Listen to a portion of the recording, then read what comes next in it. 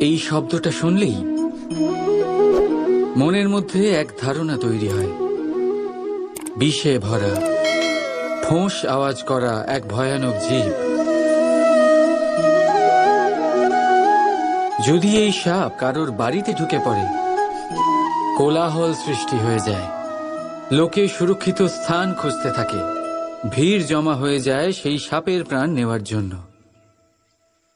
কিন্তু যদি এই সাপ কোনো মন্দিরে দেখতে পাওয়া যায়, তাহলে কি হবে?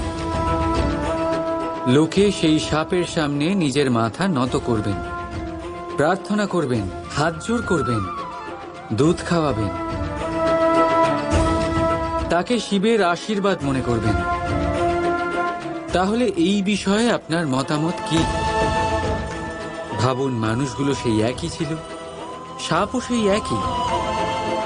তাহলে পরিস্থিতিতে এত তফাৎ কেন? কোথাও সেই সাপের প্রাণ নেওয়া হচ্ছে, আবার কোথাও সেই সাপকে পুজো করা হচ্ছে। তফাতের কারণ হল সংস্পর্শ আর স্থান। যখন সেই সাপ শিবের সংস্পর্শে ছিল, মন্দিরের পবিত্র আবহাওয়াতে ছিল, তখন সে দেবতুল্য হয়ে উঠেছিল। নয়তো সে আমাদের কাছে শত্রুই ছিল, তাই না? তাই নিজের জীবনে সংস্পর্শ আর স্থানের চয়ন খুব ভেবেচিন্তে করুন, কারণ এই সংসার আপনার ব্যক্তিত্বের আন্দাজ আপনার সংস্পর্শ থেকেই করবে।